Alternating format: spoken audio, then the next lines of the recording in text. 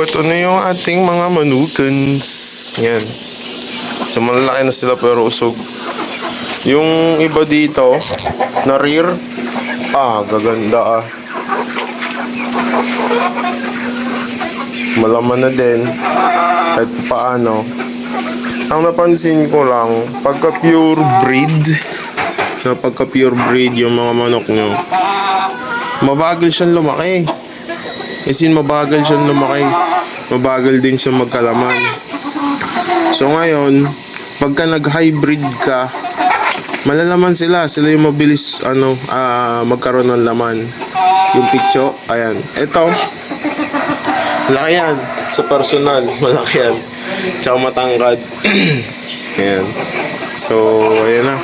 Yung mga possible na layers namin. Kasi ito yung mga layers namin. So nga pala mga kabibo, since mainit ngayon, no? Kasi dito, mainit tsaka malamig. So mainit sa umaga, malamig sa gabi. Yan, kung makikita nyo may sipon yung iba. Okay lang naman yan.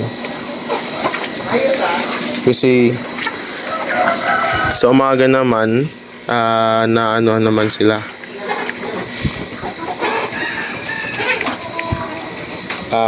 Yan, naarawan naman sila. Ayan. So ngayon, dito tayo sa ating mga breeders. Kasi tayo ay magbe-breed na. So 10 na ngayon, as I promise. So magbe-breed na tayo ng pure BPR. Ayan. So ito yung mga Sussex natin.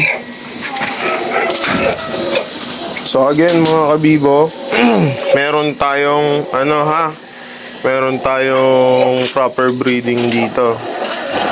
Ayan. Paano yung tanong nyo kung paano malalaman na yun yung binili namin? So eto, papakita. So kung makikita nyo sa babae, sa right side may kulay orange.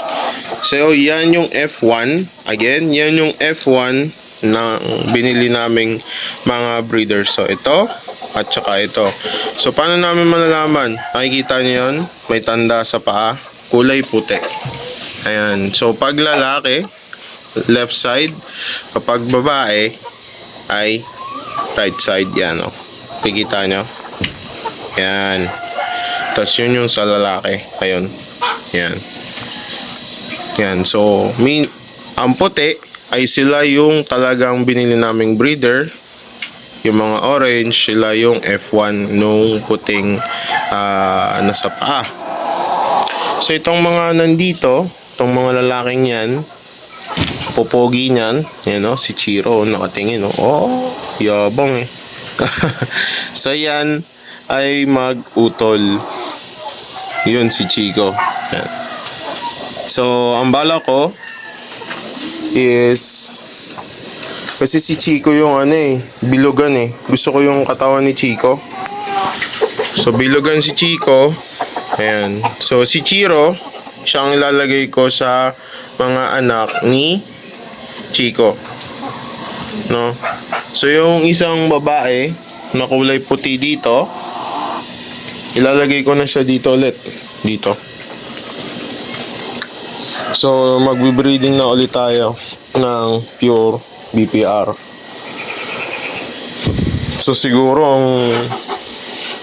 ang kapartner ni Chico is yung maganda niyang anak na isa, yung pang show type, tsaka yung isang puti, yung palatandaan sa paa.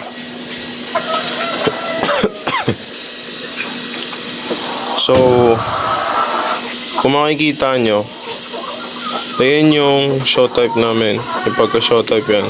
Ayan. So makikita nyo, diba, itim na itim. Tapos ito grayish siya. Ayan. So makikita nyo, yan, may mga tandaan sa paa. Yung mga walang tanda sa paa ay hindi namin i-breed kasi sila ay sakitin. So ngayon may papakita ko sa inyo. Kunwari, yung manok nyo is, ano to? Hindi na gumaling-galing sa sipon, no? So, ito yung sinasabi ko na immune na sa gamot. So, as much as possible, huwag nyong i-immune sa gamot ang mga manok nyo. Lalo na yung mga layers nyo. Ayan. So, kung makikita nyo, ayan, may sipon pa rin yan. Ang tagal ko nang ginagamot nito, pero hindi talaga siya gumagaling. Also, maganda naman is hindi siya nakakahawa sa iba. Kasi hindi siya nakakahawa sa iba. So, naawa lang ako sa manok na to. Kaya dito lang namin nilalagay. No, baby girl? So, makikita nyo. Yan. Malabong mata niyan. Yan. May sipon yan. Yan. Hindi siya normal.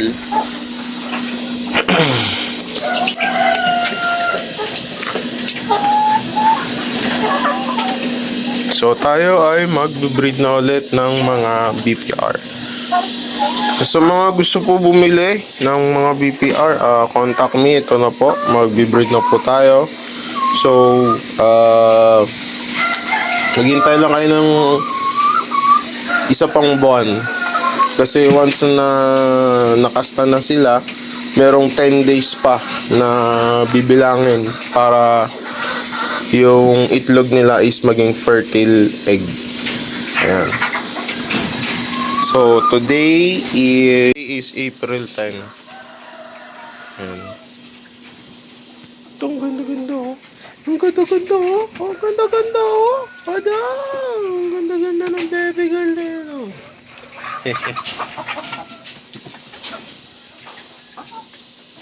Ayusin ko na sila. Ayan, so ito yung ating nanay na isa. So, yan. Diyan muna siya. Baka mabaldado pagka nilagay natin ng lalaki. So, ayan na.